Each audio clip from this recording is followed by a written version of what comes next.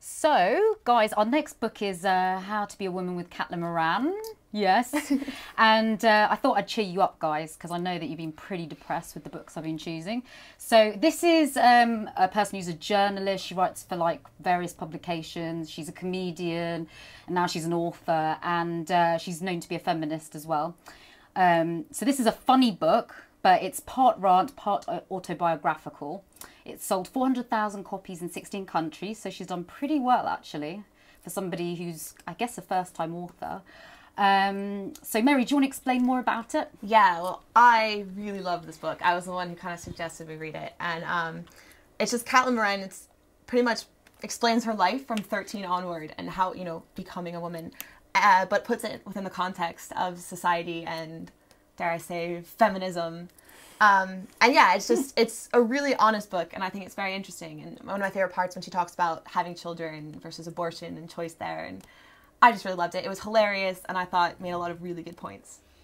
Disha, I know that you have a slightly different opinion to this. I don't like it. I don't like her hair. I don't like it. Oh, come on, her hair. Give the book a go. Attacking a book on feminism on the artist's look. I mean, don't judge by its cover, Disha. Come on. I read the first 2 chapters. Disgraceful, Disha. Disgraceful. Oh, betraying the show. No, when you read a book and it's just actually, I just was getting so angry. I had to, after the second chapter, that was it. I gave up. The thing is, because you only read 2 chapters, you didn't give it a chance. No, I gave it a chapter. I felt that way until I got past that, because I was just like, okay, because I didn't understand the concept, so I thought it was her as a 13-year-old, meant to be like channeling her 13-year-old self, but it's actually just a reflection.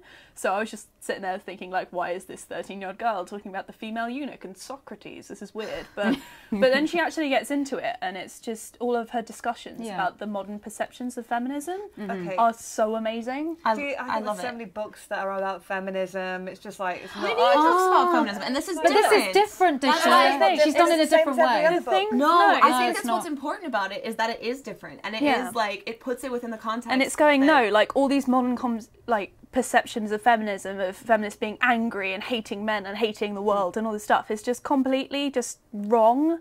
It's just, she's just like, oh, I'm not anti-men, I'm not pro-women, I'm just like up the 6 billion people. It's so cool. Yeah, she says, I like that quote. I'm not pro-woman, I'm not anti-man, I'm just thumbs up for the 6 billion. Yeah. I'm like, that's great. Yeah. No. I have nothing to say. You're not up to the 6 billion. She makes some very good points in the book. She does it with humour. I mean, I actually found, especially the first few chapters, some of the titles are quite funny. I'm bleeding, becoming furry, don't know what to call my breasts, I'm fat, flirting should be done, I'm in love, I go lap dancing. I mean, those are just a few examples, and it's obviously taking you through her life. But she makes some really, really relevant common sense points as she goes through it. Like, what were your favourite bits of it?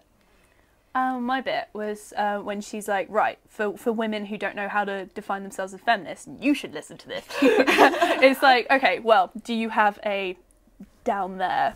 Do you want to be she used that down there. Yeah, I like that. Do you want to be in control of it? Congratulations, you're a feminist. It's like, yeah, that's the most fundamental thing, is not thinking that men, or indeed anyone else, has the right to control what we do with our bodies. Well, that was the original point of feminism, and like getting rid of like statutory rape in marriage and stuff like that. So that was just the most basic point, and that's what it really should come down to. It's like women declaring themselves not to be feminist. It's like, well, okay, would you be okay if someone just walked up and thought that they could control your body? And she also makes the point that the more and more people, you know, for instance, in articles in the Daily Mail and everything, the more they claim, oh, I'm not a feminist, you know, these women writers. She's like, but you're proving the point that, you know, you're getting the gains of feminism by writing this article, working outside the home, you know, having your own bank account to put the money in. The more you struggle against feminism, the more that you're even allowed to have that opinion. It's a sign of feminism. I mean, I think we're all feminists. We don't need it. I mean, we're all feminists. I'm not bothered about reading about feminism. We should not take that for granted, actually. No, we are. I mean, we, you know, and it's the suffragettes and everything. Yeah, it's all done. I don't need to read about it. I think the thing about this, we're not all done. We still get paid like 30% less than men do for the same jobs. We still, like, women in their over 50s, they've been hit most by cuts recently. I was reading an article in the Metro the other day. And the 50 to 64 demographic of women are the people who've been let go the most. And it's, I mean, and that's just within like this kind of British context. Yeah, that's if you look within the last of, couple years. I mean, feminism is not finished. Feminism is needed, and I feel like this book explains it really well. And to get back to one of my favorite parts was when she says, you know, if there's some way, I think about this a lot actually, she says, there's a really good way to find out if there's some patriarchal bull crap going on. She says, is to just think, do men worry about this? You know, would men be worrying about this for ages? Would Jon Stewart be worrying and feeling insecure about this? So I think about that sometimes. I look in the mirror and I'm like, would Jon Stewart be worrying about what his thighs look like? Probably not. No, he doesn't care. What do you think? Well, I just think, well, actually, because I really didn't like the book, so I asked around to see what other people thought of it, and quite a few people were on my side and said, I couldn't even read it, it was appalling, and then one person said she was laughing the whole way through. I just don't understand how this lady is a comedian.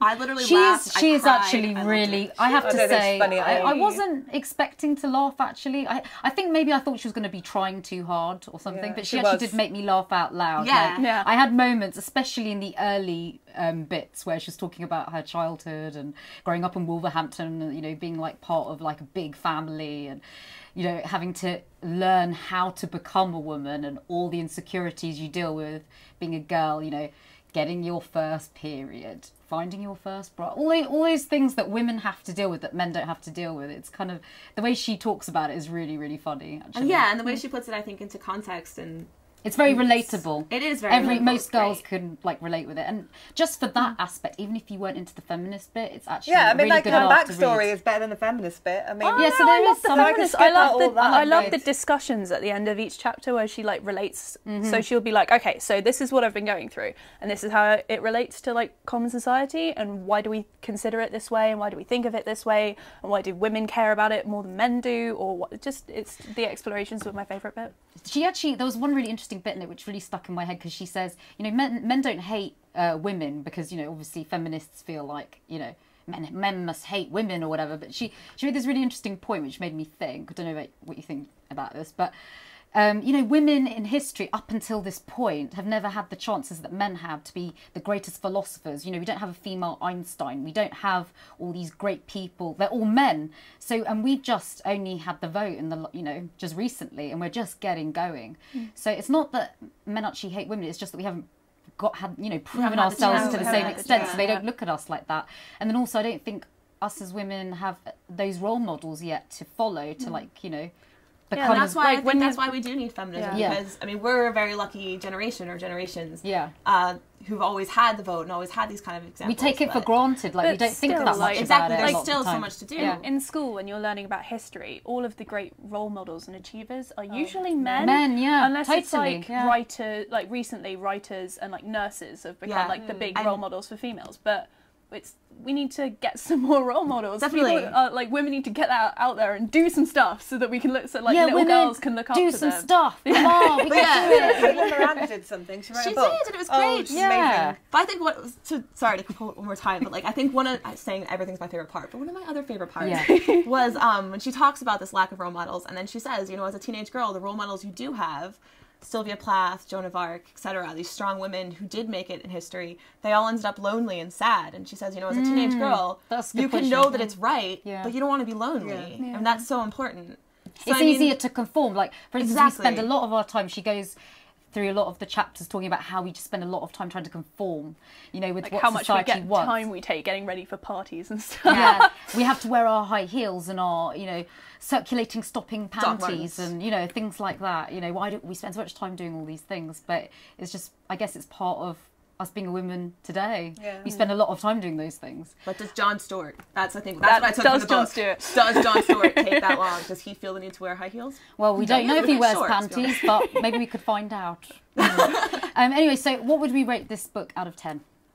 9. Well, I wouldn't even go on the scale, but I'd be fair and give her a 2. You didn't even read it all. Exactly. Chapters, so that's 2. I'll give her a good 7.5. And I give her, a 7, because I was pleasantly surprised.